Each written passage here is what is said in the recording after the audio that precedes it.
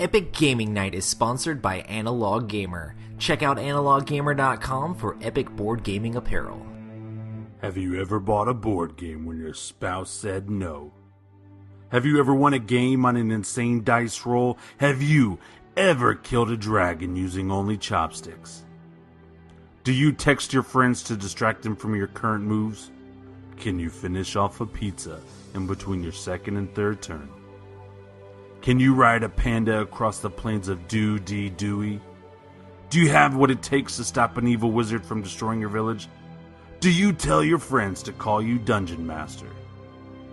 Can you muster the strength to play one more game after 2 a.m.? Can you be the chosen one all the way up to bedtime? Have you ever dared to say no and pick your best friend's favorite character anyway?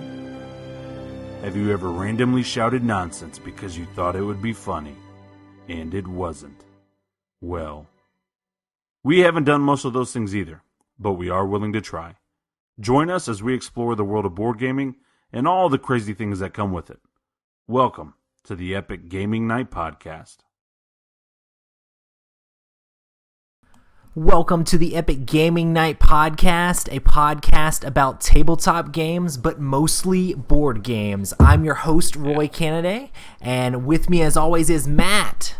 Unprofessionalism. And Rob. Hey. No gas, man. Come on. Nice. Sorry about last week.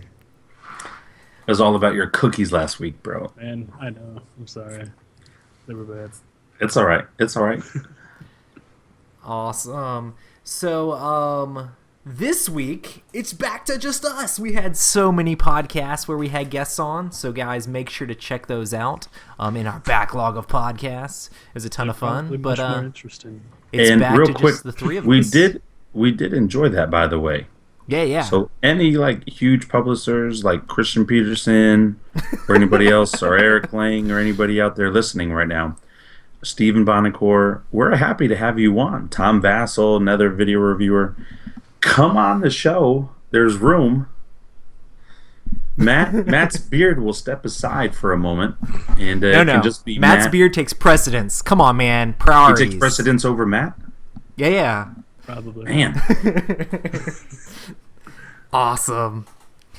So our topic tonight is going to be our top 5 games. So we're just going to go through the list of those, which is going to be awesome. Was this hard for you guys? Was this hard for you? Well, for me, I normally I have my games ranked on Board Game Geek, and so I just kind of go from the top of the games I rank the highest to the games I rank the lowest. So if I just put them in order, it makes it real easy, and then I'll switch those up if I feel like my feelings have changed on those games. Yeah. But yeah, before we get into the top 5, we're going to talk about what we've been playing.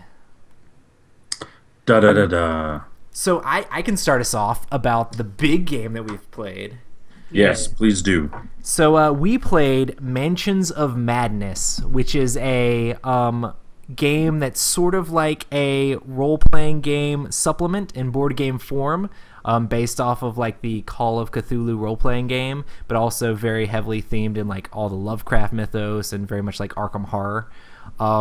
So basically old school, old-timey guys with guns and what kind of era would you say that Lovecraft I is would say based it's in? a 1950-ish. Yeah, 1950s Maybe the era. late 40s, 50s, early 60s. Maybe not 60s yet, but I'd say the 50s. Nice. Yeah, just based off of the weapons and the costumes and everything else like that going on. It's that era, but it's Lovecraft, so it's grim, dark, spooky sort of stuff, but kind of weird, mind-bendy sort of things. So in Mansions of Madness, one player is playing the Keeper, who's basically the Dungeon Master if you're playing D&D or something like that. They have to set up the board and seed the map with the clues and items and basically make the map the way it's supposed to be for the scenario that you're playing. The regular rulebook comes with 5 different scenarios, and then there's sort of a choose-your-own-adventure for the Keeper to do to select kind of where the different clues are going to be on the board for that scenario, which is really cool. But then each player gets a player character, which could be several different people. that have that sort of like Arkham horror-ish sort of feel, like adventuring characters, and they're all investigators, and they're trying to figure out, depending on what the scenario, what the clues are, and how to understand what the objective is to figure out what they're trying to do in this game. And this game is very different from like Eldritch Horror or Arkham Horror. It's like, oh, you got to close the 6 gates, or Elder Sign, you're trying to get a certain number of Elder Signs to win the game. Well, in this game, the objective is always unknown to the investigators when they start the game. So they're trying to figure out what the objective is through the clues, and the clues are sometimes kind of vague.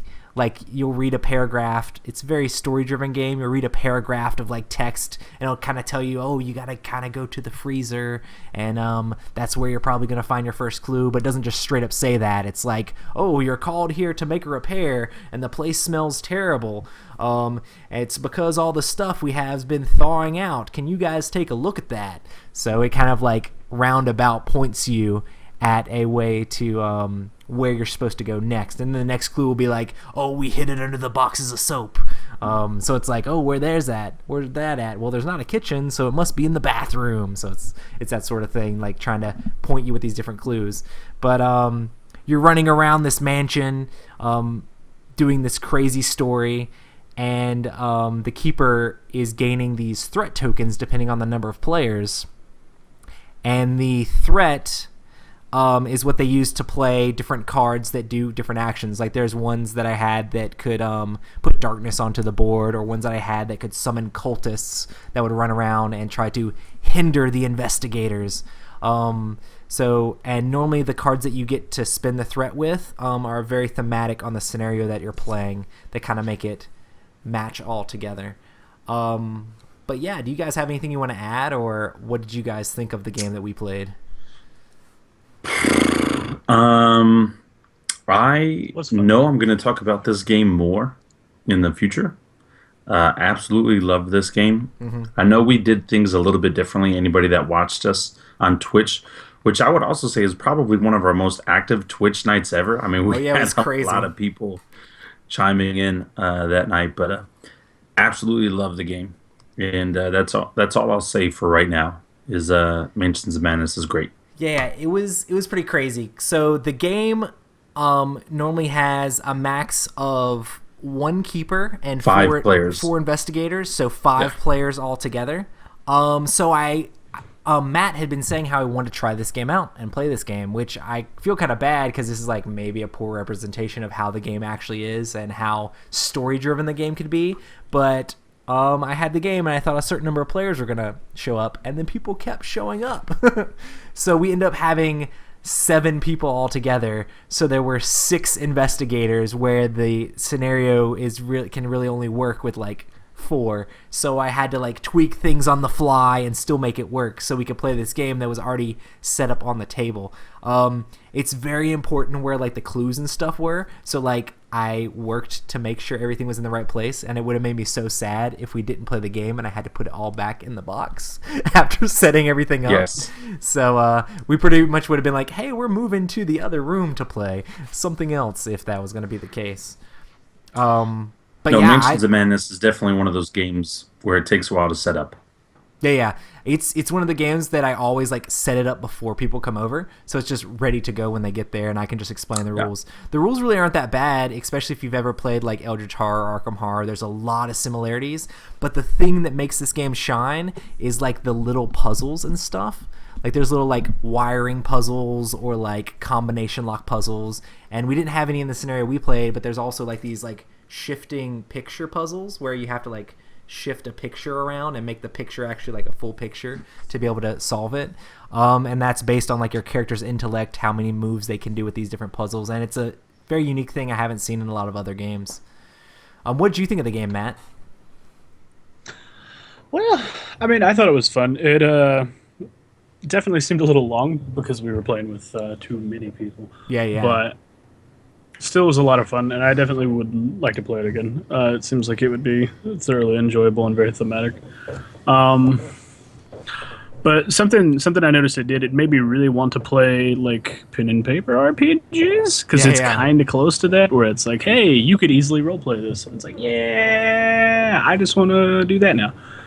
But yeah, it was fun. So I switched Good times. over from basically playing like D&D all the time straight into board games, and Mansions of Madness was not one of the first games on my list at all, because every time I saw a board game that had like the DM type character, like Descent or I mean, Imperial Assault wasn't out at the time, but like Imperial Assault would fall into that category, and like there's all these other games that fall into that sort of category where there's one person that's like the running the evil characters, and then the rest of the players are playing the good characters, and they're kind of cooperating together to get the story done. I always was like, why wouldn't I just play a role playing game? Like, if I'm going to go through all the effort of that, why don't I just pull out D&D? But that was when I was playing D&D like every single week, so it's like I knew all the mechanics. I could throw a character together in like seconds, so it'd make it super easy. But these games are really good for people that don't have that luxury, or there's like a shifting game group or something like that. So it's like, well, we're not going to have the same people every week. Well, we can play this Mansions of Madness game, and it'll give us kind of a Lovecraftian role-playing game feel. Or we can play Descent, and it'll give us like a D&D sort of feel. So it's really good for people that can't actually have a consistent group together, but can still do those one-off, one-shot scenarios, you know? Yeah. But yeah, man. Again, I'm going to talk more about it. I will say, though, the way that we played and knowing now the cards that Roy had, he could have really destroyed us if he wanted to. I thought it was very nice of him, but like the Shoggoth thing, you only need to sacrifice 3 of those cultists to bring them out. Like, we could have, like, turn 2 or turn 3 been facing a couple Shoggoths, and that would have like completely changed around a lot of different things. And I know the majority of our players were brand new for Friday's game, and so you didn't get like the full experience, Matt. But anyway, I don't want to talk about it too much more, because I'm going to talk about what I love about it. I think it's in my top 5. Maybe, just maybe. So anyway, another thing I want to point out is like these games, like the board game versions of these games, are normally supposed to be played like, I mean, they can be played competitively against the players. So, like, the DM is trying to actually actively stop the players from completing their missions and kill off the players. I feel like sometimes the games can fall apart, especially depending on how, like, if you're a super min-max person, you could probably easily stomp the investigators real quick. So I normally like to play this like as I would run a D&D campaign, where I want to make it super challenging for the players and maybe have a lot of bad things happen to them, but I want to not like utterly destroy them. It's like if you're playing D&D and you're just like, okay, you guys are first level, and this dragon swoops down out of the sky, because I'm the DM. I say a dragon swoops down. He's an elder dragon, and he burns you all to a crisp. Good game. So it's like, why would I do that if I have like all this power to do stuff? And I mean, those games are supposed to be balanced a little bit more, but there's several of the scenarios in Mansions of Madness I've seen that can like easily be like wrecked in the favor. If I wanted to, I could just be like, bring down all the fire. So which that's what I love to do when I'm the DM for Mansions. Like I would have been so much meaner on Friday night if I was the DM. I didn't care if everyone was brand new. I would have been like, oh, we want to play Mansions. Well, let me tell you why this game is horrifying. You're dead. But I mean, it depends on the group. Like if you're playing with people that are super experienced, and I mean, I feel like you could bring the heat a lot more. Like once people get into the game and they know what they're doing, and like especially if they've played that scenario before, it's like I don't know the exact room that the clues are in, but I've been on this map before and I know what the theme is. You can be like, all right, we're gonna make it hard. You gotta be efficient and you gotta go through and do it perfectly. So I mean, you could totally play the game both ways. You play it super casual, or you could play it super hardcore, whatever you're into. And that's kind of one of the cool things about the flexibility of the game. Awesome. Did anybody play anything else? It's fantastic. I am play testing a game right now for Gray Fox Games, and I'm not going to go into it other than saying it's absolutely fantastic. There are a couple of kinks that need to be worked on, but that's why you play test them. And if you guys remember Josh, he was on our podcast maybe a month ago with Gray Fox Games. Great guy. Been working with him. In fact, I've got to scan in and send him a bunch of paperwork on this game. But man, like Gray Fox and the quality of games and the things that they've got coming out. And I remember when we talked with him, their goal is to have 6 more games released by year end. They're really trying to make a push, and these games are good quality games. Champions of Midgard is still getting a lot of buzz. Like, you can't find it online. It's just sold out everywhere. And then I know Tom Vassell at the Dice Tower just did a review of their Murder in Hong Kong game, and he said it was better than Mysterium and other stuff. And I played their Run Fight or Die back when they had the license for it and other things like that. And this game, again, I can't really go into it, but just really cool stuff, man. Just like a lot of fun. So I'm excited to see what Gray Fox has got coming in the future, and being able to talk with Josh Moore, have him back on the show and talk about their future and stuff like that. But if you haven't heard of Gray Fox games, you need to check them out. Yeah, I'm really excited to like hopefully get to play some plays in on that Murder from Hong Kong game, because it looks awesome. Like when I saw it, I was like, that actually looks cooler than the Mysterium game I was really interested in. Like, add a traitor in there? Like, what? Like, trying to deduce exactly which items they're using and, like, using these cool little clues. Like, I don't know. It looks awesome. No, it does. And it looks like also like a really fun party game as well. It seems to me like one of those games, the Murder in Hong Kong, is going to be one of those games where I could play with my wife and our friends when we want something maybe a little bit more challenging rather than your regular, one night Ultimate Werewolf or something. Because this is a party game, a party deduction game, and so, man, it looks cool. So, my game for the week is Blank from Gray Fox Games. How about you, Matt? I about to say you played Mansions, pretty much, right? Yep. Have you played Solitaire or Free Cell or Time Sweep or I did play Bomb Cards Sweep Against Humanity Minesweeper. ago. So that's just Cards Against Humanity. I don't feel that there's any need. Have you seen the stuff that they're doing with Tabletop Simulator now? There are a lot of companies jumping on board of having like official versions of their game released on it. Have you seen anything about that? Honestly, I haven't, because I haven't been on their computer in like a week. Staying away from the computers. What? Yeah. But yeah, it looks like Is everything okay? Are you feeling okay? You haven't been on the computer. What's going on? Yeah, man, I'm getting outside. What? What? Sunshine. This is my favorite time of the year. I love the weather now because it's like good for fat guy weather. Because like it's not too hot where I feel like I'm gonna die or anything like that, and it's not too cold where I necessarily need to put on a jacket. So I'm with you. This last week I've actually got sunburnt. My body's peeling. I have spent a lot more time outside, so I feel you on that. I do understand about wanting to get outside. Awesome. Well, that's what we've been playing. Are we gonna do this? Say what? Are we gonna do this, Roy? Are you ready? Are you ready? I am ready to do this. I love these games. I'm so nervous. So I don't know I'm why. excited. Like this podcast, I'm more nervous than I think than like I don't know. I'm just super nervous. Like this takes me back to maybe our first interview with Isaac. Because like now interviews, it's like okay, but this, and it's just the top 5 games, but like this was so hard for me, guys. This was not easy at all for me to do, and I just want to preface that a lot of my games will probably change before the end of the year. Games will be added, games will be removed. I think a couple of them will stay in that group.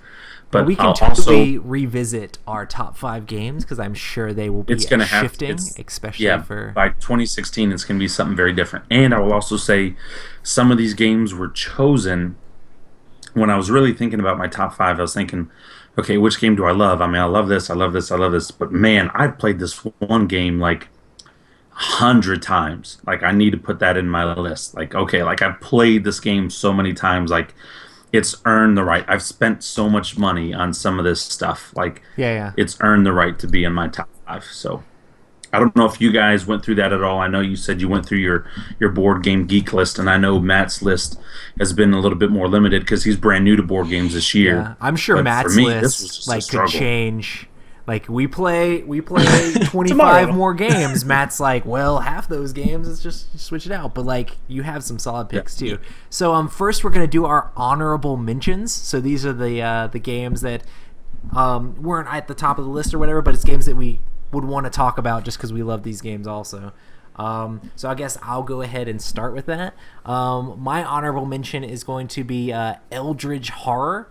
It's a cooperative game in the Lovecraft universe, which we're talking about Lovecraft a lot with Mansions of Madness. But it's fully cooperative, and it's a ton of fun. Just your investigators trying to find clues and complete like different expeditions all over the entire globe. There's always a great old one beating down, trying to cause chaos in the world, open gates, or cause all sorts of like enemies to appear on the board, and you're always trying to figure out the clues, and it's very thematic depending on the different great old one you have. The Lovecraft mythos is like super creepy and interesting. I like to listen to a lot of the audiobooks and stuff for it. It's pretty awesome, but like a lot of this stuff is like taken straight from those, and like stuff from like some of the older role-playing games and stuff like that, and it's just really awesome. Arkham Horror was one of the games that helped me get into the hobby, so like Eldritch Horror is just a natural progression of awesome from that point. So that's my honorable mention. Matt. Yes. Good. Yep. Do you remember what yours your was? Honorable mention? Back to good pacing. It's Rhino Hero. Yeah. I like Rhino Hero What did simply you- because It's beautiful. it's a great game. But no, seriously, I like it because it's super easy. I can take it and play it with literally anybody, and I can explain the rules in 5 seconds. And it's like, Yeah. hey guys, we're just gonna do this, and we're gonna do this for who knows how long. And it's really adaptable and can be played with just any type of people. So it's super good. But sometimes I need a little bit more, so that's why it's not quite in the top 5. But I know still you a made very a good change to your list. I know you recently made Yeah. a change to your list while Roy was doing some stuff. Would you put that also, the change you made, as an honorable mention? Oh yeah, I can do that.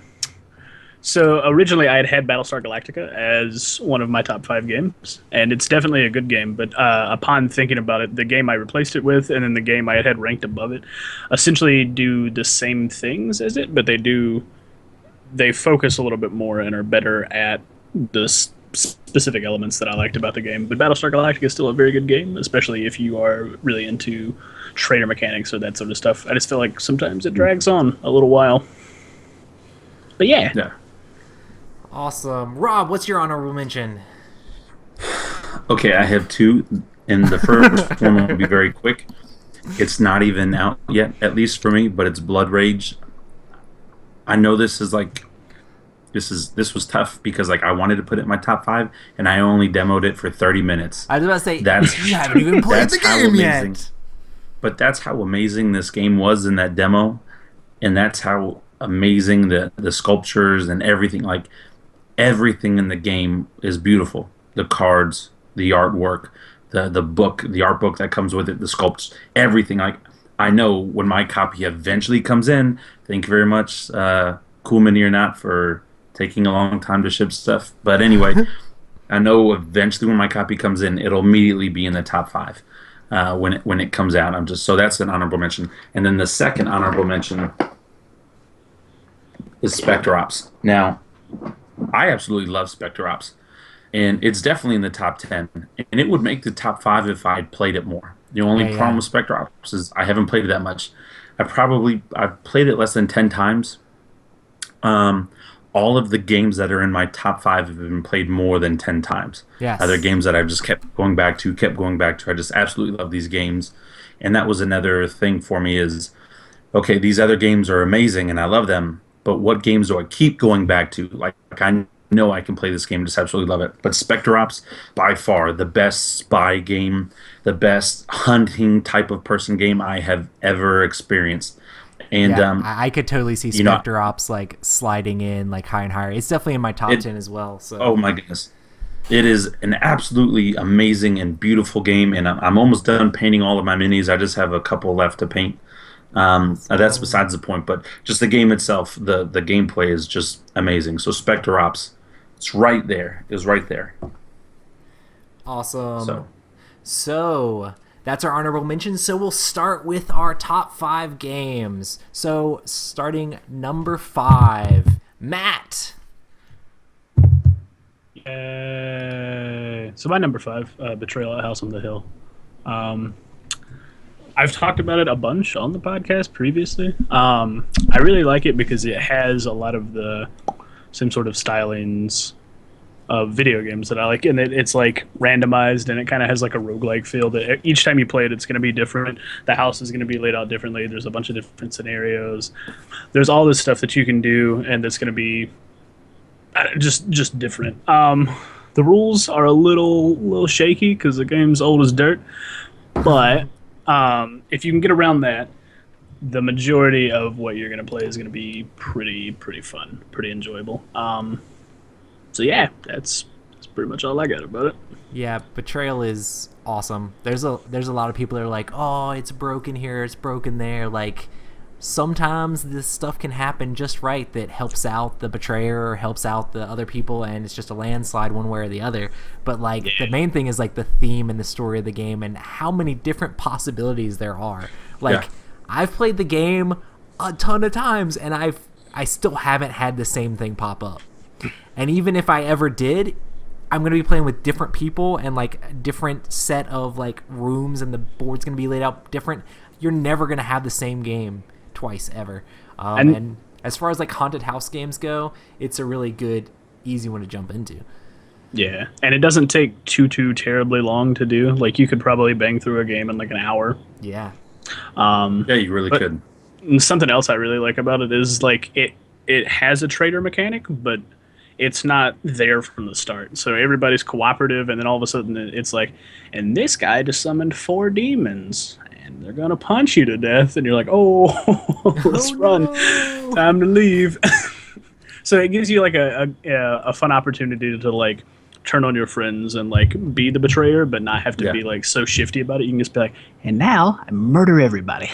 Well, and that's one of the things I actually do love about the game is one of your friends could be the betrayer as well. Like, nobody knows. It takes circumstances and certain cards to decide who's going to be that betrayer. So it's not like going in like and that you're haunt giving roll a gets card. real tense because it's like a lot of the times the betrayer is the person that like rolls the haunt roll and does it. So it's like, is it gonna start now? I don't know if we're ready for this. Okay, here we go. So like every time you roll those dice, it's like, when does it actually start?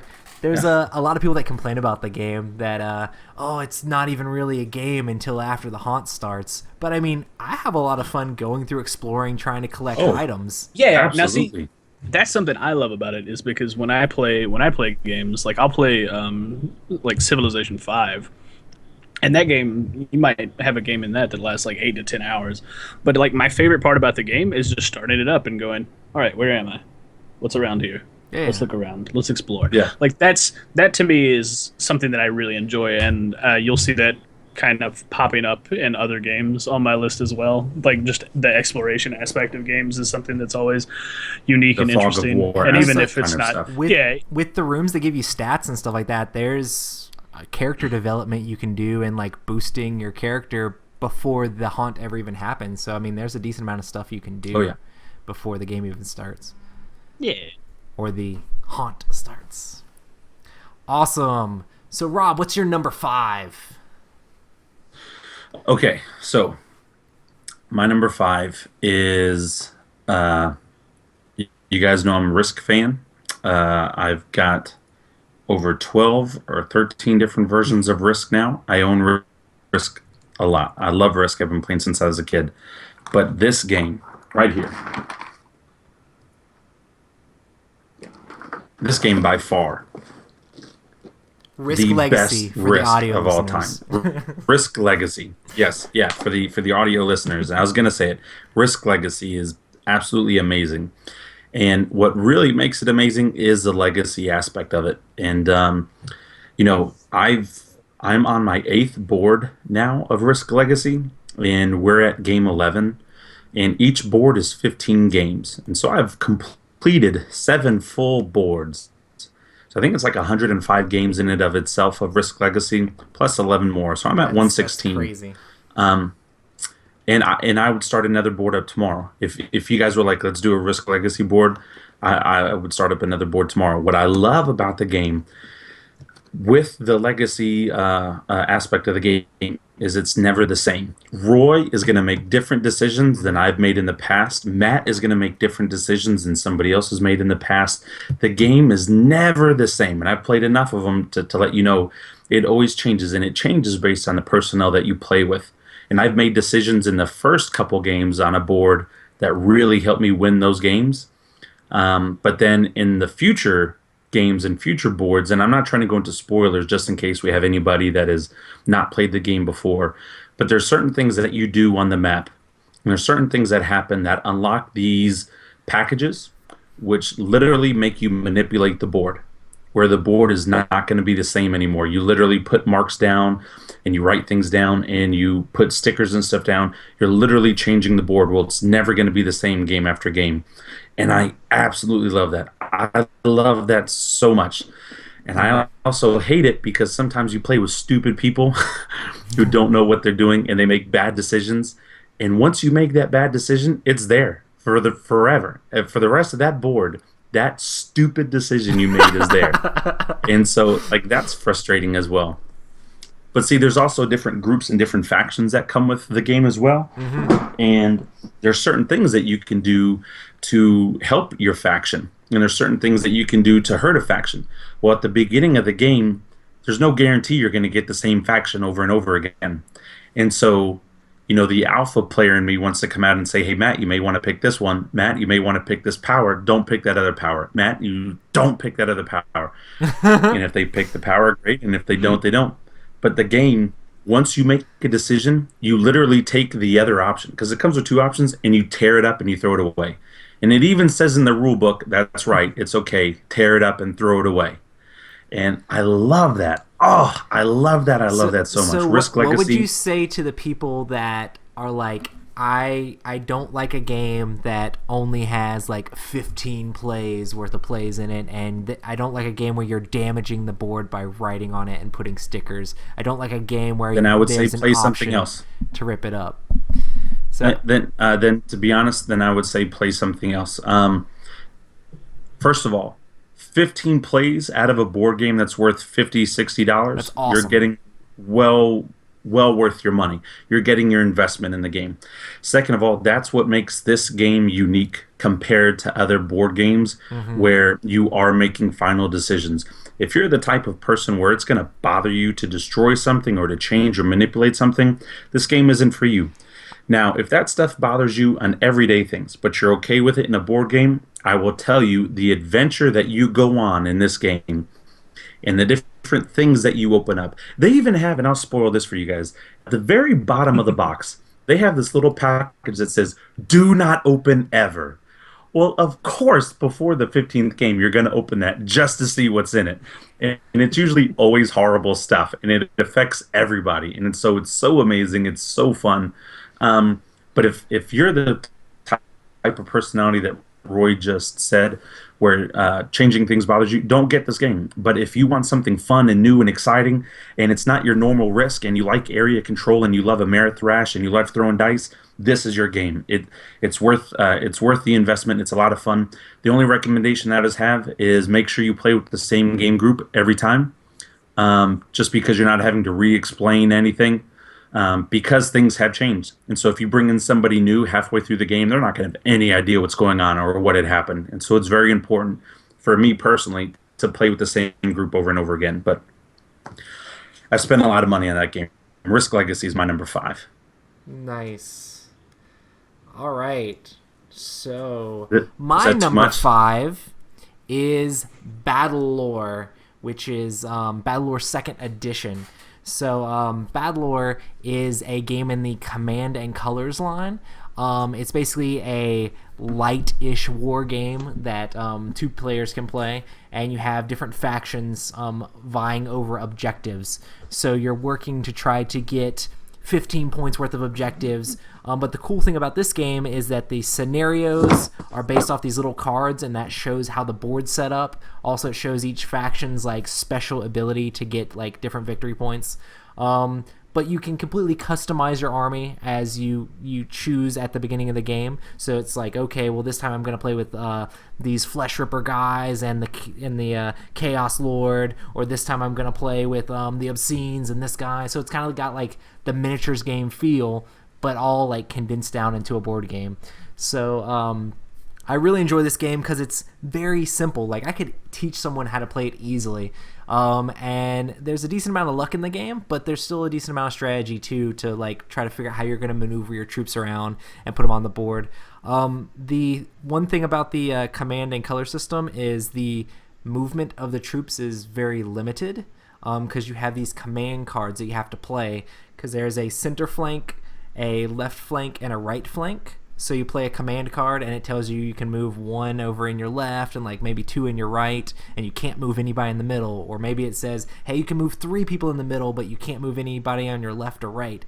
So you have to like pick when to use these cards, because you're not going to be able to move all the people that you want to. So figuring out when to use the cards at the right time, and when to counter the cards that your opponent are playing, and which objectives to try to jump on at the right time is very important in this game. It also has like all these awesome like monsters and stuff, which I really like war golems and like dudes flying on eagles and like giant beetles, and like they're just coming out with more stuff. Like they added a neutral unit that's a dragon, and I just got the giant the other day, and they're coming out with an entire faction of undead, and all that stuff just makes me so excited. I take this hobby to, or like, did you get the undead faction? The undead faction is supposed to be coming out like within like weeks, like a couple weeks. Like Fantasy Flight actually changed it from on the ship to in stores, which it's not up on Cool Stuff yet, but I'm like, if they say it's in stores, like, or it's like it's shipping to stores, like it's gonna be like a matter of like a week. So I'm super excited about getting those eventually. But yeah, I'm super excited about this game. Like I take a lot of time to like paint the miniatures, because this was basically like a substitute for like Warhammer 40k or anything like that I would play. Like this is my miniatures game of choice. So I really like Battlelore a lot, and it's super simple to play. So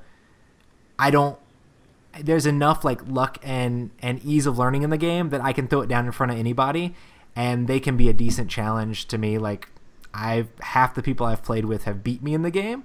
And that's not just because it's luck, but it's just because it's easy to figure out the strategies and what's good to do. And sometimes I go a little risky and get stomped. So, but yeah, it's a ton of fun. So that's Battlelore 2nd Edition, my number 5. It's a fantastic game, and I will say that I have the Battlelore Game of Thrones, the Battle of Westeros edition, and I have all of the expansions. Yeah. And it follows the same color command system, and a lot of fun. I can definitely see it would be in like a top 10 or for war games and stuff like that. A lot of fun. Good game. I just feel like all the crazy fantasy monsters puts it over the edge for me. Yeah. All right, number 4. Rob, what's your number 4? Okay, so this game is absolutely amazing. The box that I'm going to show you is actually part of the 2nd edition for this game. It is Zombicide. For all of the people that are listening to us, I'm talking about Zombicide. I have just about all of them, and I've got Black Plague pre-ordered. Zombicide is one of those, if you are ever into button smashing video games, or you just want to hack and slash and get through something and you just feel like blowing something up, Zombicide is the board game for you. And I can tell you it's well worth the money. You know, it's not a cheap game, but so much product comes in the box.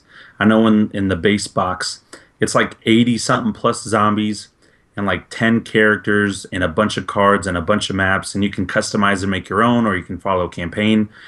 And then all of the expansions that they have are worth it because it comes with a lot of pieces. But Zombicide, if you're a fan of The Walking Dead and you're playing the campaigns of Zombicide, you'll kind of get it. Because in Zombicide Season 1, the world just was taken over by zombies. and you have to get your group of people through the campaign, get them out. Well, in Zombicide Season 2, you have to deal with the mall, and you also have to deal with the prison, where a prison is overrun, and you got to get everybody out. Kind of following The Walking Dead, even though it's different, but it's in this campaign scenario where you have to complete certain objectives.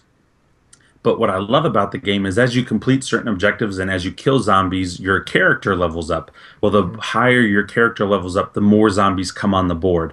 And so, like, you start off, like, imagine you start off as like a little white belt in Taekwondo, and oh yeah, you can do your couple little things, but then you become a yellow belt, and all of a sudden the zombies realize you become a yellow belt, and so they're like, "Bro, go get some more zombies. Let's go eat some people."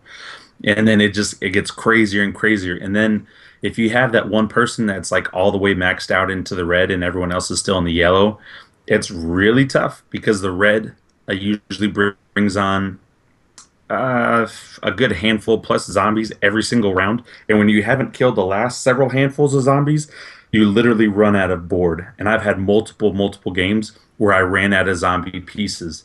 And I have over 250 zombies now through all my expansions. I literally have run out of zombies. There were that many zombies on the board. It was so hard. And like the game doesn't start off this way, but it becomes this way. It becomes a puzzle where, because the game is it's not realistic, but it is realistic into the sense where you have noise icons. So if you shoot a gun, it's going to make noise. You have to put noise down, and that means zombies. Here come the you know, zombies. in so many spaces, they're going to start being attracted to you. They may have been going somewhere else, but now they're going to start coming your way. And there's silent weapons, there's noise weapons, but it's a lot of fun. Cool Mini or not, in the games that they're coming out with are absolutely amazing. I have a lot of the special edition expansions too. Like I've got Sean Connery and Jason Statham and Angelina Jolie and Kurt Russell and a bunch of other Nicolas Cage and like a bunch of special edition characters that you won't find in the normal game. And so that's a lot of fun. Like when you walk around with these special characters and they can't say it's Jason Statham, so the guy's name is like Dason Statham Cotton. Jason. Yeah. And so it's But literally the miniature looks like them. the miniature looks just like him, and the picture on the card looks just like him, and he's dressed up like the guy in Transporter. So it's like, okay, if you've seen the Transporter movie, that's Jason Statham, and the name is like Dason Statham. It's like, okay, this is who they're trying to do. And like Kurt Russell, it's for when he was doing like Escape from New York, and Nicolas Cage is dressed up like he was in Con Air and a bunch of other stuff. And so it's a lot of fun. Angelina Jolie, she's dressed up like in Mr. and Mrs. Smith. But I probably have like 40, 50 plus characters now that you can choose from. It's ridiculous. It's a whole shoebox full of characters. And then the Zombicide Black Plague that's coming out is based in the medieval times. So anyway, long story short, the game is a lot of fun. If you like button smashing and you just want to go on an adventure with your friends, you can do that. And I will say, if you ever want player versus player, Season 3 came out with rules where you can now do teams, because Seasons 1 and 2 have all been a group collective. Well, now Seasons 3 has new rules for player versus player. And if you own previous versions of the game, go to BoardGameGeek.com, download the rules, because there is a downloadable file on there. Download the rules, and then just play the player versus player and the other scenarios. You don't just need the Season 3 to play that type of rules. It's just that's when they came out with those rules, because that's what a lot of the fans were asking for is, well, I want my group to fight Roy's group because we're going for the same objective. And so, anyway, it's a lot of fun. It takes up a lot of shelf space. In fact, if you can see like all of that back there, all of that is Zombicide. Wow. Can't see So, it. yeah, it's a lot of shelf space, and it's going to get even bigger because I got Black Plague and a couple of the expansions already coming with it, and but it's so much fun. Like and it's a game that can play like 6 or 7 people. So I don't know why I haven't brought it on Friday night, because we could all play it. Out of all the games on everybody's entire top fives, this is the only one that I haven't played. So and probably just because I'm like, it's zombies, but I mean, I love cooperative games, so I'm sure I'd probably enjoy it to a decent amount, just because cooperative games are awesome. Well, in the way that This the is one of zombies the come 4 or out 5 on the games board I too, played. the way that the zombies come out on the board too, it's pretty random. You draw a card based on a section, and the card may say, oh, in this section, 0 zombies come out. You draw the next card, 15 zombies come out, and 3 of them are berserkers. And you're like, what in the heck? And I don't know if the game has some type of AI, but it typically knows where we are, and we've drawn cards where the zombies come out right where we don't need them to come out. Oh, and there's different types of zombies. And so it's not just zombies. Like there's Yeah. boss zombies. You have to fight boss zombies, and it's a lot of fun. Great game. Awesome. That's well, my number. my number 4 is higher up on someone else's list, so I will help talk about it then. Matt, what's your number 4? My number 4, Race for the Galaxy, the game that I only played like last week for the first time. But even though the majority of the time I was playing it, I was like, I have no idea what I'm doing. Like it's something about space games that really get to me and make me feel all warm and fuzzy on the inside. And the artwork and the narrative that it can draw if you let it. I mean, it doesn't have to be. It's simply just a card game where you're trying to build a combo and get some points, and then you get these points, and then you win because you have the most points. But at the same point, there's just a lot of stuff that's going on that makes me like really enjoy it. And after having played it once, it's something that I can easily see. If everybody knows what's going on, it could take maybe 15 to 30 minutes to like play through a game, and it's like that's something that really excites me because the game we played took like an hour. Yeah. So you can trim that down and you can have a very streamlined sort of And experience. I'm pretty sure half of that was teaching And- it. Oh yeah, absolutely. And it's just like you're sitting there, you're like, man, what should I do? And I'm like, hey Roy, these 4 cards here, I'll have this thing I've never seen before. Can you just tell me what the hell that is real quick? Yeah. And you're like, yeah, let me just figure out what I'm doing first real quick. But I don't know. It's definitely something that I can easily see myself playing just again and again, and it's something that you can easily bust out, play real quick, and not have to worry about too much, assuming everybody already knows the game, or at least a general idea or understanding of how to play. So The thing I love about Race for the Galaxy is just that simultaneous actions that everyone takes. Like it's like, okay, Yeah. everybody select your action for the turn.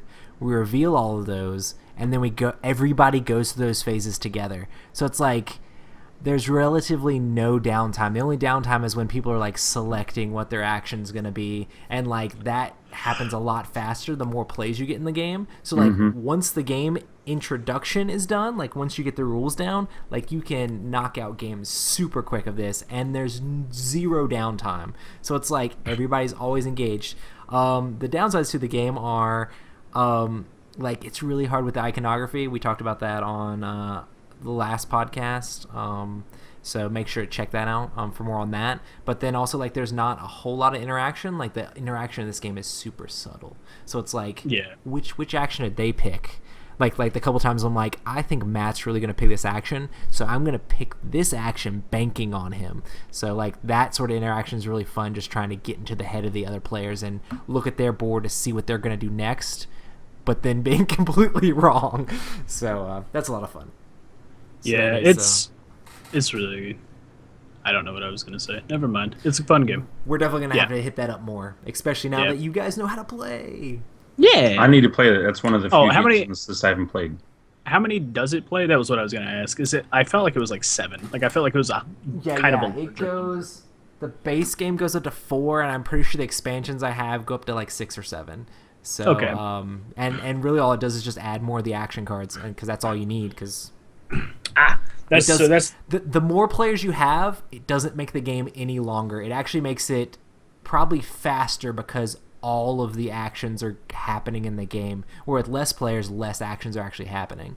So the. That's what I was gonna say. I like that you can add players and you can have a high player count, and it still is a relatively fast-paced game with no downtime, like what you were saying. Because I know sometimes we'll play games over there where it's like maybe 5 or 6 people and like turns take forever, and a lot of times we'll Mansions start of joking Madness about with 7 players. There's a reason you don't play with 7 players, because it takes like 30 minutes to get back to your turn. yeah. I know at Also, some when point I people are looked at watching videos. yeah. There were a couple of times that I was just like, I would look at somebody and be like, "Hey man, you just want to start up a game of Rhino Hero?" Or like Ryan was like, "Hey man, can we play Telestrations. Telestrations?" Yeah. And it's like those games like that are fun, but I feel like You need a zero dedicated downtime. group. Yeah. But games like this, you can bring anybody into it, and it's going to be a zero downtime game, except for if you're learning it or teaching it, of course. But Yep. you don't have to worry about any of that kind of out of game stuff going on where it's like, okay, hey you, what you doing over there playing with all that stuff? Can you take your turn, please? Come on, some of us got things to do. But yeah, Awesome. Race for the Galaxy. Da da da da. My number 3 is Rex, The Final Days of an Empire. Rex is the reprint of the Doom board game. We played it a couple weeks ago, so make sure to check out that podcast for more about how our game went with that.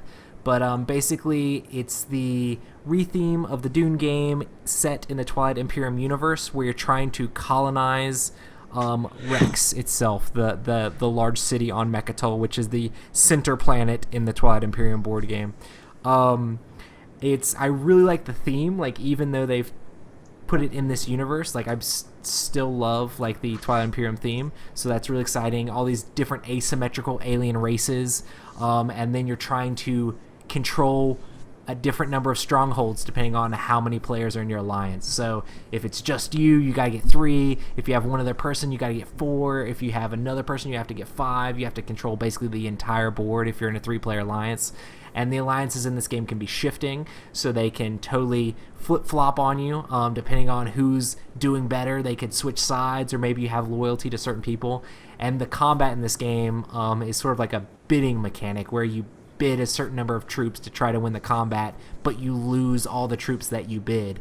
And then there's weapons with a different paper, rock, scissors sort of thing, where these shields work against these guns, and these guns beat these shields and things like that, with lots of awesome stuff. The main thing is just how different each race is, and it's just a blast.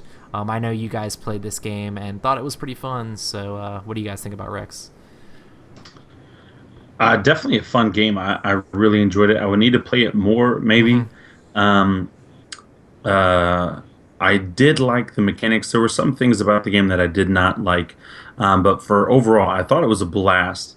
I really loved my race in particular.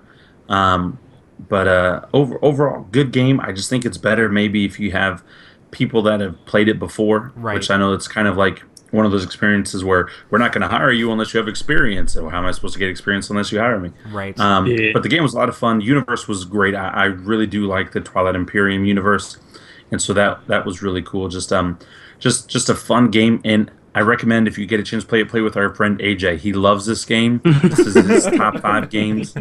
Just play with our good friend AJ. This is one of those games that's kind of like pretty long to play, so it's one of those that you definitely Yes. have to like normally plan on playing it, or like get ready to play like a longer game. But I think that there's a lot going on in the game, and it's cool to think about and strategize in the different combats, and the trader mechanic is amazing. So yeah. That's how I won the game. The the thing I like about it is that game to me, everybody has a different race. And while you're using different things, there wasn't any race that I felt was more powerful than another one. It was balanced pretty well, except for that one thing that we, house ruled, where these 2 particular races couldn't get together because they pretty much control all the money. But other than that, that game is balanced very well. My one complaint is that alliances don't work like alliances should, but that's Yeah. other And that's my fun main conversational complaint with the game topics. as well. But no, it's very fun, and it's a good experience. So Yep. yeah, it's definitely very restrictive in certain areas. Like, hey, you only get a little bit of movement, and hey, you Yeah. have to do this specific thing. So there's a lot of restrictions in the game, but figuring out how to work those things is kind of fun. But that's my number 3, Rex, The Final Days of an Empire. Matt. yeah. Well, my number 3 is gonna be Zaya. Super cool space exploration game. So I'm a big fan of space theming. What? And this You don't game, like I space? know, man, I know. all this science and junk. But like this game, it was just one of those things that were always like, hey, we're gonna play this, and we had played Eclipse previously, and I came into it thinking, oh, okay, this is gonna be like Eclipse. It's gonna be like a bunch of blocks and a bunch of other frivolous junk that I don't need to care about, and then we're just gonna min max this or that. And then you get into it, and Roy's like, here's your little ship, here's a little thing, do whatever you want to do, and it's like, ooh. Yeah. Okay, yeah. This is like you start off at like one planet, and then there's like hex tiles all around you, and you can go explore them and then find new things. And the goal, the same way with a lot of other games, is just, hey, be the person to get the most points, and you get points by doing various things. But there's so many varied things that you can do. Everybody can be doing something different, and nobody necessarily is doing the same thing per se. So it's fun. Yeah, Zaya is my number 4, so it was higher up on Matt's list, and I was super excited about this game. I really wanted to get in on the Kickstarter when it came out, but just like the fact it's like space, sandbox, go do whatever you want, and there's like a lot of flexibility on how you can play the game, sort of like, hey, you can be a pirate if you want to. You can be an explorer if you want to.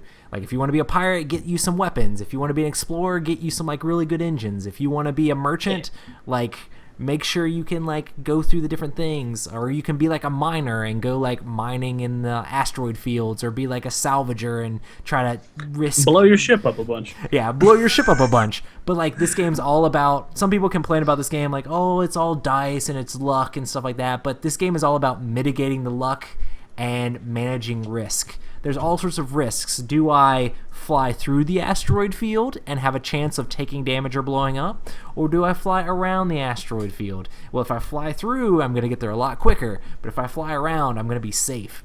And then you can also customize all the equipment on your ship. So it's like, do I get the bigger engine? Do I get the smaller engine? Do I get the guns? Because I know AJ's going to come over here and try to mess with me. Well, I want guns, so he'll stay away. Or do I get shields? Because I know that people are going to try to blast me, and I'm going to try to run through some asteroid fields, and maybe the shields will help protect me. But there's also like NPCs that fly around and mess with you. Like if you're loyal, the scavenger guy will come and mess with you, or if you're doing like bad things, then the law enforcement guy will come and get you, the enforcer. And this game's a blast. I just like how open it is to do whatever you want. Yeah, it really is amazing because it much like Mansions of Madness, kind of feels almost to me like an RPG. Like you come in, each time the board is going to be different. You probably are going to start with a different ship, and then from there can upgrade to different ships and all sorts. And then not only that, but each individual ship you can go, ooh, I want to do engines this time or shields, like you're saying. So each time you have a varied playthrough. So while the core mechanics don't change at all, the game itself is constantly changing and growing in ways and I need to play this game. Yeah, basically, it's awesome. The cool thing is it's like these are the ways you can win the game. Like there's also missions you can do, which is really cool. You can just be like an envoy person that carries people from one planet to another. But it basically says these are the ways you can win the game.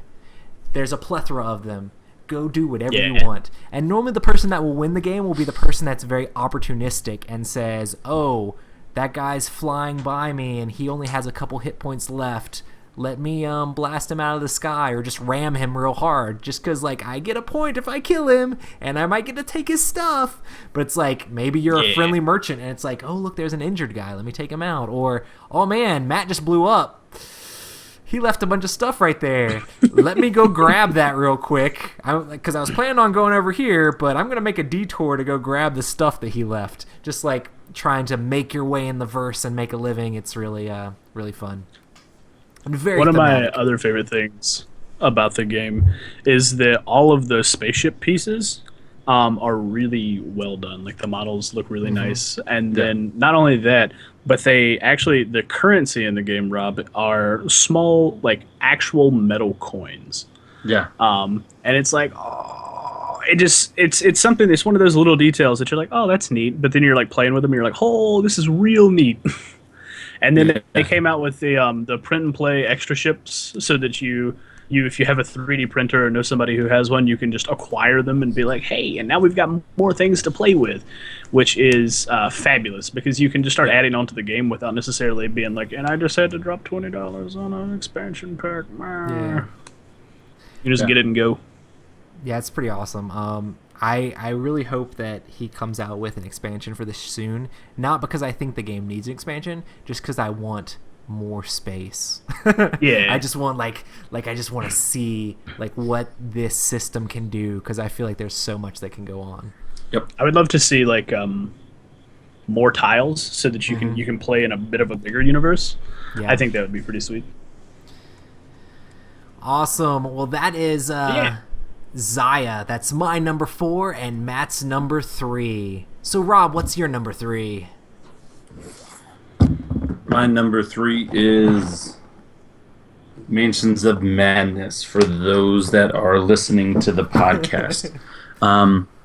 Absolutely love this game. This is the game that really got me into board gaming. I remember the very first time I ever played this game. Like, I just got done doing a Risk Legacy campaign, and so like some buddies of mine were like, "Hey man, let's look into some board gaming." And there was this comic book store that on like Tuesday nights did like open board game night, and this guy brought Mansions of Madness, and it changed my life. No, but in a way, it kind of did because seriously. Once I saw that, I think like the next day I went out and I bought a couple copies of Risk Legacy and I bought a copy of Mansions of Madness. I know we talked about Mansions of Madness earlier in the show, so I won't get too much into it, but I really just love the horror movie aspect of it where all the cards are face down and you really have no idea what's in those rooms. Only the mansion keeper does. And I love being the mansion keeper that you have to pretty much take a little test before each game to figure out where you're going to put the cards. Like, okay, Miss Becky drowned. Where did she drown? She drowned in the lake or did she drown in the bathtub? She drowned in the bathtub. Okay, why did she drown in the bathtub? And like, you get to form your story of the game. And so each scenario has multiple different versions based on your questions on how you could play each scenario. And I love the minis. I love the detail of the game. It's an absolutely amazing game. I know we talked about it earlier, so I won't talk much more about it, but anyway, Mansions of Madness was the first co-op game that really got me into board gaming, and yeah, I've got just about all of the expansions except for like 2 mini ones. That's it, but absolutely amazing game. I really like the game a whole lot with just the base game, but like and it's awesome, like all the puzzles and stuff, but like they've expanded this game a lot. Like there's tons of mini expansions. There's like 2 big box expansions, and like with all the different puzzles and things that I could see Fantasy Flight doing with this system, like I understand why it's in your top 5 because like they could just go crazy with it and it could be amazing. So I really want to. Well, it's like almost like one of those books where you remember reading those like adventure in books where turn to page 7 if you want to find out what happens to Billy, or go to page 42 if you want to see what happens to the group. It's like that because it's like, okay, are we going to split up because you're the only guy with a gun, but we really need to go over here, but we also need to do that, and so it's just like. I love the sensation and the feelings that the game gives me of like I get nervous playing the game. Like, oh my gosh, we can't split up the group. Or like, and I'm not going to say any names, but when you play with stupid people, it's just like, come on, do you not realize like if you go do that dumb thing, do you not realize if you go do that stupid thing, you're going to die. You're going to die. And as dumb as you are in this game right here, you're important. So please don't be dumb, and people are dumb, and so it's just like, it's like the first guy to die in a horror movie. Oh, there's no bad guy here. He opens up the closet, the guy kills him with the chainsaw. And I absolutely love it.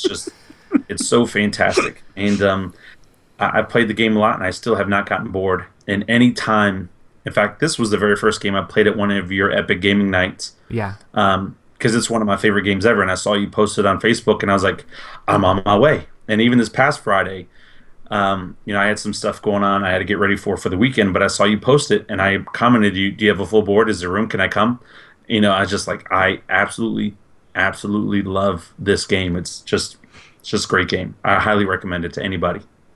Yeah, Mansions of Madness. I felt bad, but also kind of good when when you dropped to 0 life and your character just had to end it right there, or not 0 life, but 0 sanity.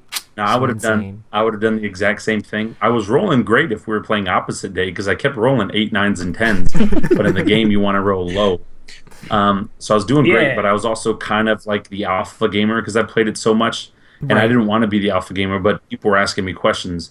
And so, I mean, you get rid of the leader, and it ended up working out. We still technically won, even though AJ killed a lot of people when he got out. I love the way it ended, though, because AJ went insane and did way more damage to the party of investigators. Killed 2 characters. Yeah, he did way more damage than I could ever do with these monsters. AJ just cleaned the floor, and then his character left with the rest of the people. I just like to think that the other investigators have no clue what happened in those rooms, and they just left, and his character, because they got out of the house. His character went insane. I almost like to think of the game that there were no actual bad guys and it was all just AJ the entire time. It just makes it super creepy and super Lovecraft. If you think of it that way, the stories and the thoughts that can happen in this game are just if you really think about it, true life, the people that got out before them in real life would have no idea that he turned around and killed those other 2 characters. Right. Because they had already left the house. And so it's okay,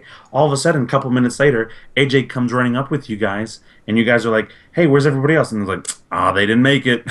Just keep going. It's well, you know what? Because you killed them. That's why they didn't make it. And that's what's so great about the game. It's just... his character was the horror. He was. He's insane. He's just completely insane. You were a lot nicer than you could have been, because I would have had Shogas out of the wazoo just wrecking people. You gotta make it fun for the players. Yes, I mean you're a lot nicer than I am. So, my number 3, Mansions of Madness. Yeah. Awesome, Matt. It's your turn for your number 2 game. So my number 2 game is going to be different than what is on the list of games that we had. What I'm gonna say is it's gonna be One Night Ultimate Werewolf. I am just utterly fascinated by this game, and it could probably easily be replaced with was it Deception Murder at Hong Kong? Because we keep talking about it. We really need to play it. It looks awesome, but I just love it because it's a little mini game that's in a box, and what it is it's just you sit down, you do your actions, and then it's all about person-to-person interaction for the next 5 minutes to figure out who the bad guy is. And unlike some of the other person-to-person interaction games that I'm not a big fan of, this one I feel does it a lot better, because if you want to be quiet, you can be quiet. You don't have to say anything. People might murder you for that, but it's something that you can do. So there's a bunch of different ways that you can play it, and it's entirely just mind games and thought puzzles that happen between people, and it doesn't require a full board or a bunch of miniatures or all this other BS that you don't really need. We're crafting. And it also happens very quickly. Yes, and it's just you're just crafting this little micro story just every 5 minutes, and you can just keep going and going until people get bored and then just hop into something else. But it's just, I don't know. It's another game with a trader-ish mechanic, which is phenomenal. Love those games. It's amazing. Always got to stab people when you can. To be honest, I was kind of surprised this wasn't on your list at the beginning, the first time we got it. I think this was your honorable mention or something like that. But yeah, this is one of the best party games out there, and I think what makes it for me personally is the app, because it lets everyone be involved. The app takes over, any meta gamer or any alpha gamer. You just do whatever the app says, and then you go from there. And it also makes it super easy to explain the rules, because if people can actually hear the app and pay attention, it tells people exactly what to do. You looked at your card. As long as you know what the name is, it'll tell you what to do when it's your turn. Oh, you're the drunk. Switch your card out with one from the middle. It literally tells you what to do. So it's super simple. It's another game like Rhino Hero that's just small box, easy to learn, fun to play. Take it anywhere. You can play with most any group of people, and you can you can have a good time. And it's not something that you're gonna be like take over to a friend's house or like take to a party or something and be like, hey, so I've got this game that we're probably gonna be hanging out and doing this for like 3 hours. You'd be like, hey, we can play this like 4 times, and that's like 20 minutes, then we can go to something else or whatever. And it's just, I don't know, it allows for a lot of flexibility. Yep. In my minds and just how you play. So Yeah, we that's love that. the game. It's good. Need to play some more. We do. Awesome. Rob. Well, my number 2 is higher up on somebody else's list. So we'll discuss it then. Woo! Awesome. My number 2 is War of the Ring, which is Amazing. basically Lord of the Rings in a box. It is a war game, but it also has like a bunch of like side things. It's not just all combat. It's also about like trying to sneak the Fellowship around. There's all these event cards that feel very thematic to Lord of the Rings. So in Lord of the Rings, you are trying to get the Fellowship to Mount Doom as the Fellowship player, which is basically almost the only way you can win. You can kind of win if the Shadow player is sloppy and you take over some of their strongholds, but that's probably not going to happen. As a Shadow player, you're trying to take over almost the entire map. You're trying to take over all these different Free People strongholds, and you have mountains and mountains of troops that just keep getting replenished. As the Free Peoples, every single time one of your troops dies, it goes back to the box and it's dead forever. So it's very like thematic, the way Lord of the Rings feels like the humans have limited resources, and the Shadow player, there's just piles and piles of orcs and hirelings and all sorts of stuff just like representing evil overtaking the entire land. And there's not a whole lot of hope. Just a fool's hope to be able to throw that ring into the fire. And there's just so many different cards that that are very thematic and when played at the right time. Every card that you get in the game has like a card that you can use a die to play it as an action, and it'll do a specific thing. But you can also use all those cards in combat to help boost your combat. So it's very much like balancing whether you're going to actually use this card in combat or use it for its action. Most of the best combat action cards are also really good as the other side. So it's like there's so much replayability in the game in the order those cards come out and how you play them. The combat's very simple. You're just rolling d6s, and you're trying to get 5s or 6s depending on the situation and whether they're fortified and things like that. But it's this cool little action dice thing where you roll all these dice and it shows you what actions you can do for the turn. It's just managing the resources you have on the specific turns and figuring out when you need to push the Fellowship, when you need to pull back as the Sauron player, when you need to try to hunt for the ring, and when you need to just push your armies onto Gondor and all your Nazgul to destroy all the men. It's just awesome. I love Lord of the Rings. Like I ran around in the woods pretending like I was Frodo and Aragorn for like most of my childhood, like, and this just lets me continue doing that. So I just love this game. But yeah, that is the game is a lot of fun. War Absolutely. of the Ring. I played the game. In fact, my expansion should be coming in this week that I ordered a while ago. I got the expansion that you have. This game, if I had played it more, would easily be in the top 10, if not top 5. The minis in the game, the way you play, the flow of the game, it's absolutely amazing. This game is an epic gaming night. Like, it's the reason our show was named what it is. It's absolutely epic. It's mind-blowing, especially if you're a Lord of the Rings fan. If you're not a Lord of the Rings fan and you're just like a war adventure fan, this is an awesome game. But it is Lord of the Rings in a box. And it's just so well done and so much fun. Oh my gosh, I want to play the game again.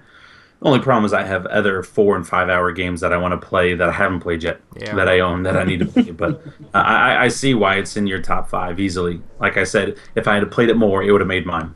I definitely have a lot of these like huge epic games like Rex and War of the Ring and maybe some other ones. But like I think people should try to take time. Like just because a game takes 4 hours doesn't mean you should just completely dismiss it. Like if the quality of that game is amazing, like it's worth the amount of time, like because you won't forget it. So I really like the epic. What did I say when I came over to your house? as soon as I came over to your house, it's like, can we play one more time? And I know we couldn't because like your family and stuff were there, and you're trying to have family time. But like, Yeah, man. the game is worth the 4 hours. And when I was done playing, I didn't realize that it took 4 hours for us Right. to play. I mean, you're engaged the entire It's time. just the entire time, and I think it's so well made as a two-player game because I could imagine a lot of downtime, on a multiple person, but like on a two-player game, when you're the bad guys, you have to watch where the fellowship's going, like what's going on. Like I Yeah, can't. and I mean the just actions not you pay do are attention so to what's simple. It's going on. like I take an action, you take an action. I take an action, you take an action. I take an action, you take an action. So it's Yeah, like back and it's forth, quick. super quick. Yeah, there's really no downtime. It's just there's a lot. It's a big game. There's a lot going on in the game. So So, what do you think of War of the Ring, the game that you haven't played, Matt, or just Lord of the Rings in general? Sounds great. No, seriously. Like I specifically because I come over and play games like at the Friday night games where we Right. typically have large groups of people. I don't get to play two-player games, so that has kind of given me a small aversion to two-player games. Right. So like even if I were like going to play something on tabletop sim with like a friend, I still kind of steer clear of games with like small player counts, just because I would rather get as many people in as I can and just have a good time that way. yeah, But you guys describing it actually sounds like just really really cool It's because I amazing. feel like that's one of the things about like those big long games that bother me is a lot of times in certain games like the Mansions of Madness game, we'll just keep bashing on that. When the turn times take like 5 to 10 minutes per player, it's like, oh, okay, ooh, can we move on? But if it's a streamlined experience like that, where it's for 4 hours, you guys are just sitting there deep in thought, trying to figure out how to do this and that, you're gonna have a lot more fun with it. So Yeah.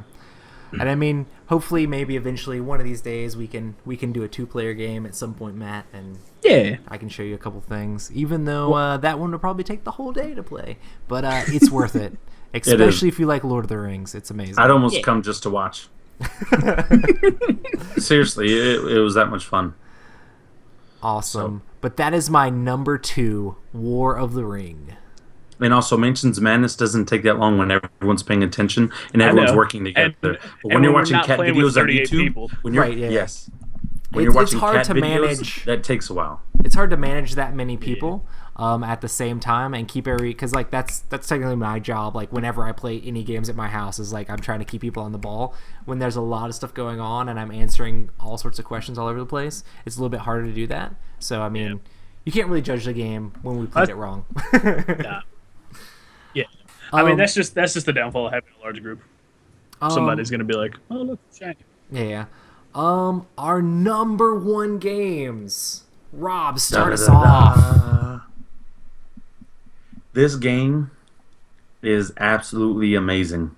I have probably lost more than I've won playing this game, and I still love it. I do not care. If you tell me you're playing this game, I will push my daughter over and come play Oh no! this game. This game is just absolutely amazing. I love all of the mechanics in this game. I love the hidden aspect of the game. And the game that I'm talking about, you've heard me talk about it before, is a Game of Thrones. Game of Thrones by Fantasy Flight, the board game, 2nd edition. Who's the designer is on that? It is Christian Peterson, the CEO, the brainchild, the head guy of Fantasy Flight himself. This game is absolutely amazing. Love the hidden movement aspect of the game. And what I mean by that is when everyone is taking their turns, everyone has these little chips. And on one side of the chip, it has what your turn is, whether you're moving, defending, mustering troops or something. And the other side of the coin or your chip has just your house faction on it. That's it. So one symbol will be Stark, Greyjoy, Lannister, Baratheon, and so on. So everyone puts down their moves upside down on the map at the same time. And so I know where you put down something, but I have no idea what it is you put down. And then at the same time, everybody flips over what their moves were. So this is why this is so awesome to me. When I tell Roy, we're best friends. I love you, bro. There's no way I'm attacking you. Bro, we're good. And then I flip my stuff over and it's like, yeah, I'm about to destroy you. Like I totally just lied. And you believed me. And now I just took over your HQ. Like the I haven't lost any friends over it because playing the game, we go into it knowing, okay, we're all gonna lie to each other. Like there's no way I'm gonna trust any of you during this game. But I could see how this game could break friendships and relationships just because like the deception and the betrayal and the backstabbing that you have to do to win the game. You can't be everybody's buddy and win the game. You won't win. You won't ever win. And I don't know if you guys remember, but this is the game where I left to go to the bathroom. All I did was go to the bathroom. I even washed my hands, and I came back, and there was a three-person alliance against me just because I went to the bathroom. I wasn't even winning the game. I just got up and left. And so, Game of Thrones, the board game, absolutely amazing. Plays up to 6 players. I have all the expansions for it. I'm excited about its future. I think some more stuff is coming out for it, but it's a lot of fun. If you know what you're doing, it takes about 2 hours to play. If you're playing with new people, it's probably 2.5 to 3 hours. But it's not a very difficult game. There's politics in the game. There's decisions that have to be made. There's a lot of stuff. It's not just combat. There's a lot of negotiation. There's a lot of trash talk that's going to happen in this game, and I absolutely love it, and I'm excited to play with you guys one day. But that's a Game of Thrones, the board game. My number one favorite game of all time. Awesome. Until Blood Rage comes out, and then it'll be Blood Rage, and then Game of Thrones. Yeah, I really like Game of Thrones. I really need to play, like, the couple times we played, like, we played a couple things wrong, but I could tell, like, the game is really awesome, and I really like the whole, like, hidden laying your stuff down. Oh, yeah. I will say I think the game is better with 5 to 6 players. The more people you can have, the better for the game. And it does make it. If you know, like, the Game of Thrones, like, background stuff, all the betrayal and treachery and all that stuff makes a lot of sense, and you've got to, like, put power to the wall to keep the wildlings from attacking and negative things happening, and, like, it's like this giant power struggle, which seems really cool. Oh yeah, you've got to vote on things together, and you've got to do certain things together.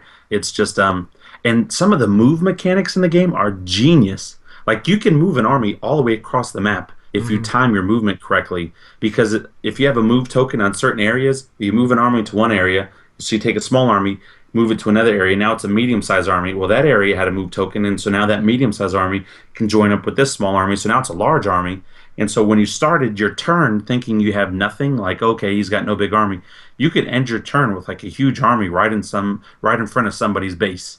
And so you really have to pay attention. And that's another reason why I like it, is I like fun games, but this is a game where you do have to pay attention and you do have to think.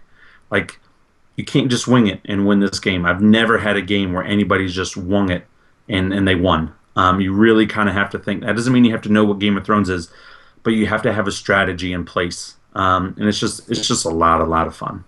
Awesome. That's Game of Thrones. Game of Thrones. So my number one game, I've talked about it a ton, and I don't think we've heard of this game before. What is people this? know that this is my favorite board game, but it is Twilight Imperium, Killer Bunnies, 3rd edition. Ha ha ha. Twilight Imperium 3rd edition is, like, one of the largest board games out there as far as board game goes. Like, the most epic, crazy, all sorts of stuff, expansions. Just, it's a game that normally takes 8 hours to play. But and that's a simple game. That's a base game. The alliances and backstabbing and politics and empires you built will not be forgotten ever. Yeah. So it is extremely epic. You start as a space civilization, and there's tons of objectives and planets out there for the taking, and you're expanding your empire, building more ships, taking over planets, but there's all these other races around you building up their empires along the same time. But there's also a galactic senate where there's law cards coming out, and everybody's got to use their influence depending on the planets they have to vote for or against these laws. And the races are all wildly different. None of the races feel the same. So it's like you can play the game over and over and over again, and if you have a different race each time, it'll be completely different. The board setup is completely different. The way the action cards come out or different things are very different. And It's awesome. I really like the action selection where there's like an initiative card and then like a diplomacy and like all these different cards like war cards and logistics cards and tech cards and stuff that you pick from, and depending on which one of those you get means that you can trigger like a special power, and then everybody else sort of gets to do that phase a little bit like Race for the Galaxy a little bit, but not simultaneously at all, but it's just like different sorts of phases that do different things. But then there's also like a tech tree and just all sorts of crazy awesome space conquest negotiation diplomacy game where you're trying to complete these awesome objectives. The game takes a long time to play, but I feel like it's an experience that's worth having. There's a lot of people out there that are like, I would never play Twilight Imperium just because it's so long. I'd probably be way too confused with it. It's worth learning how to play and playing the game, in my opinion. I think it's great. It's epic, and it's not something that you're going to forget. That's my number one game, Twilight Imperium. If you were to say epic, if you were to describe any game in one word, this is the epitome of epic. This game is absolutely amazing. The only reason it was not in my top 5 is I've only played it 2 times now. Yeah. And I can tell you every single thing I did every time that I played the game. It was that amazing. Everything Roy said is absolutely true.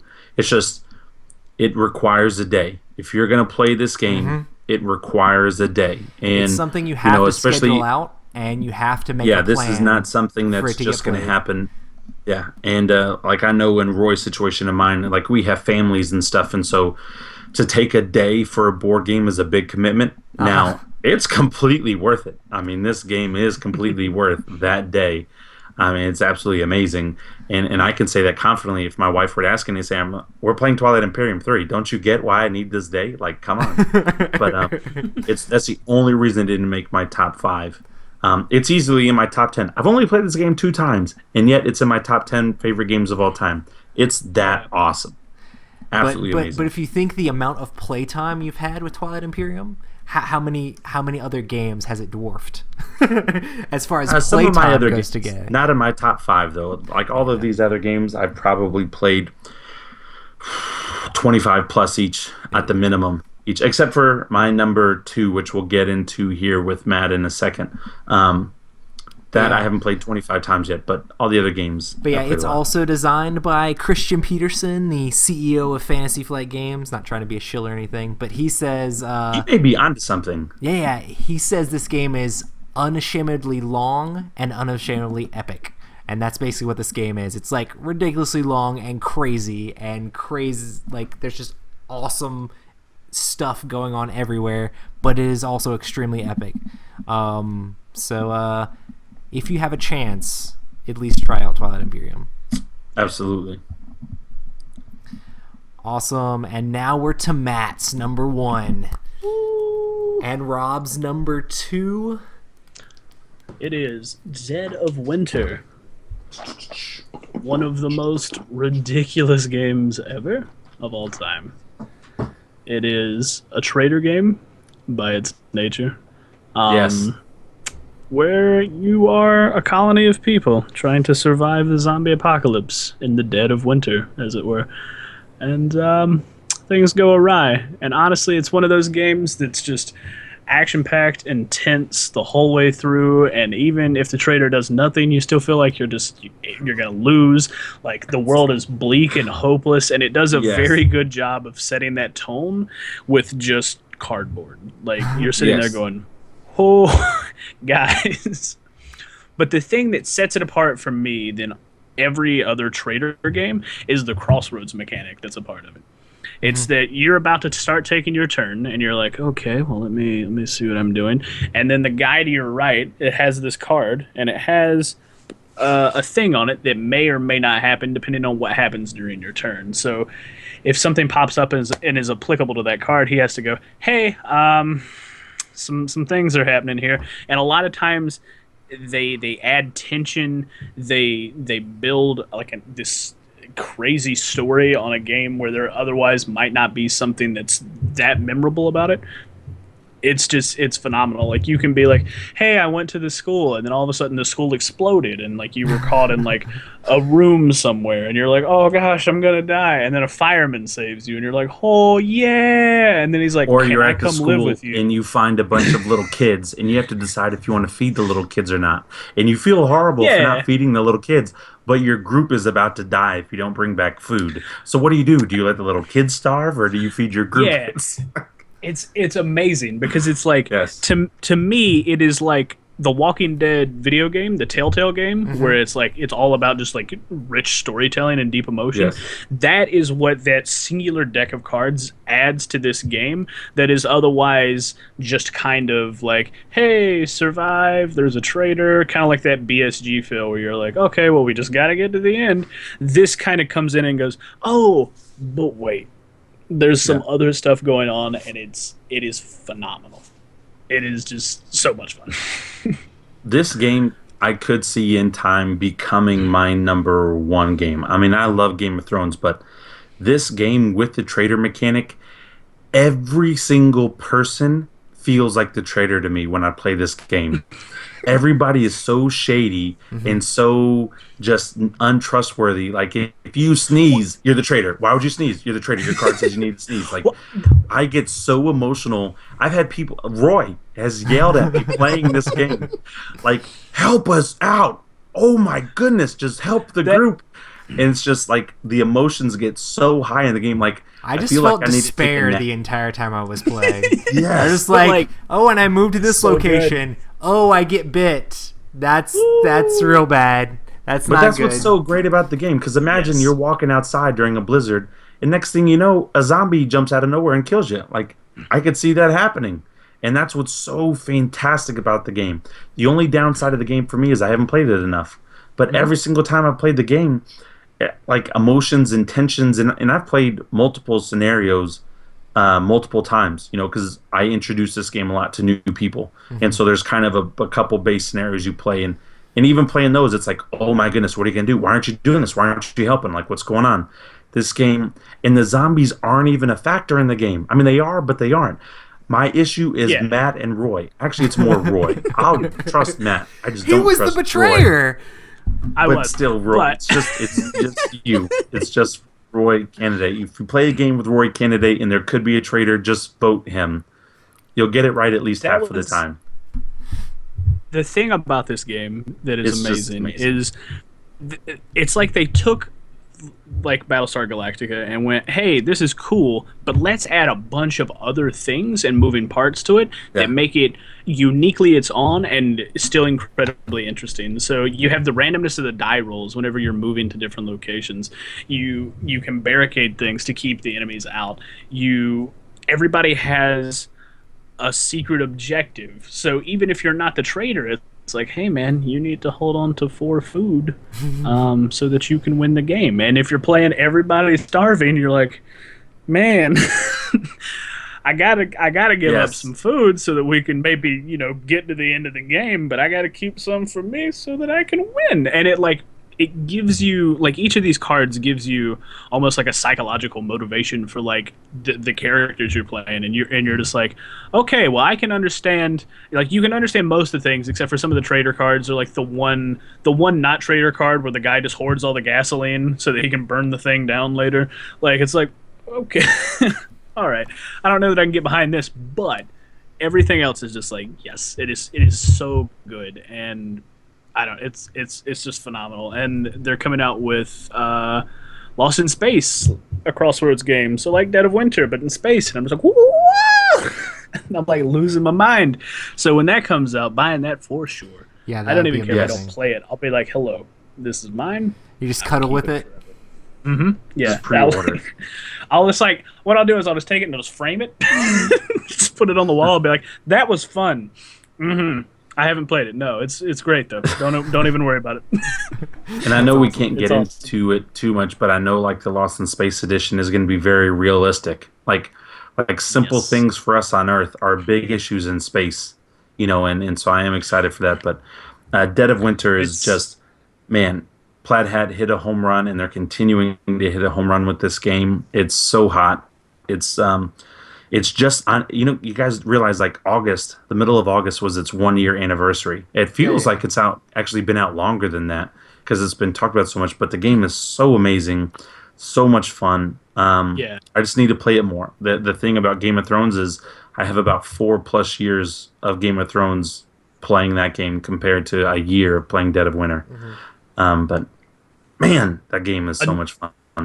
Another thing that's worth noting from my experience was, so I watch Tabletop, the Will Wheaton show on Geek and Sundry, where they sit down and play tabletop games. And then they played Dead of Winter on there. And I was like, oh, okay, that looks neat. But it wasn't like one of those games I was like, holy crap, I've got to play this. Because it just didn't look like, oh, yeah, okay, And it wasn't the fault of the game or anybody playing it. It's just one of those things that, if you're watching it, you're not there in the moment. You don't feel the tension. But when you get into this game, you immediately are just like, whoo! Half the game is inside your head because everybody's being secretive about what they're doing because everybody has these little things that they have to do to complete the game. So it's like, I want to help out the group, but these things. So it definitely amazing. Definitely plays with people's heads. You get this wonderful feeling of like happy anxiousness. Which I don't think you really get anywhere else. Like you never get like anxiously happy about something. But like the whole time you're just like, man, we're all gonna die, but you just can't stop smiling. Like it's just wonderful. I don't know. I love when like you're doing like like each round has its own little mission. Like you have to feed your group, but then you also have to like collect X amount of food. And I love at the end of each round when you reveal those cards. All right, who cheated? Who cheated? Did somebody else put in something besides food? Who cheated? Because not only does it not count, but it also takes one away. And so if you lose by one, and then everyone's morale goes down by an additional one, and you lose stuff, it's like, no, who did it? And then immediately, all right, who put in cards? Everybody that put in cards is now a traitor. All right, out of these three, who was the one that could do it? It's just the emotions that it brings out is just it's so crazy. Yeah, I love it. It's a phenomenal game. It really recommend everybody should play it. It's good. Well, that was our top 5 games. So hopefully you guys enjoyed them. Make sure if there's some of these games that you haven't played, make sure to try them out or at least look them up on the internet because these are games that we love. Lots of them are crazy and epic. Some of them are super quick. So make sure to check those out. But yeah, I guess this is pretty much going to have been a podcast, seeing that this one was super long. But it was super worth it. Super worth it, guys. But yeah, thanks everybody who listened to the podcast. We stream the podcast live on Twitch on Tuesdays at 9 p.m. Eastern Standard Time. And we play board games on Fridays. We do that from 6 to 10 p.m. Make sure to check that out on our Twitch channel as well. We also put all of our past streams up on YouTube, so search Epic Gaming Night for that, and hit us up on Twitter and Instagram at Epic Gaming Night, and just talk. And don't forget about iTunes and reviews. Yeah, so make sure to check us out on iTunes. All of our audio is up there. And if you want to leave us a review, it helps people find us on iTunes so we can get the word out about board games to more listeners out there. So, also, guys. Real quick, Naveed sent us an email 4 weeks ago. We haven't forgotten about it. It is a question that we will get to whenever we have a podcast that doesn't last an hour and a half. But we will get to it. We know it's there. Yes. We promise. We'll answer your question. And if you have questions and want us to answer them, feel free to send it to us. Assuming we don't get backlogged with like a month and a half of people interviews. Well, we actually do have more questions. We'll get to your questions. Yeah, we actually do have more questions. It's just that's the next one in line we haven't answered yet. So yeah, feel free to send us more questions at epicgamingnight@gmail.com. So if we create enough of a backlog, we might just do a podcast one day where we answer questions. Which would be amazing. It'd be a lot of fun, too. It would be. That would be a lot of fun, actually. And you know how easy that would be? What are we doing for the podcast? Answering questions. Like, no, like the prep would be so easy. That's the chillest podcast because we're just sitting around going, yeah, that's a good point. Our listeners are amazing. You guys are amazing. So yeah, definitely thanks to everybody who listens to the podcast. You guys are great. And everybody who tunes in on Twitch, Chat's always fun. You're the best. Odo, buttons. guys, well, I guess we will see you guys next week. We love you. What? Too soon? Was that awkward? Oh, no, I'm pretty thought you were sure gonna- they I deserve thought you that were by gonna kiss the now. microphone. Bro, I will tell you, if I met somebody at a Gen Con that was like, I know you from the podcast, I'd give them a hug and I'd whisper, I love you. I'd whisper it in their ear. Just awkward like that. Perfect. Odo, see you guys later. Have a good one. Peace. Until next time. Or, yeah. Yeah. Peace. The quality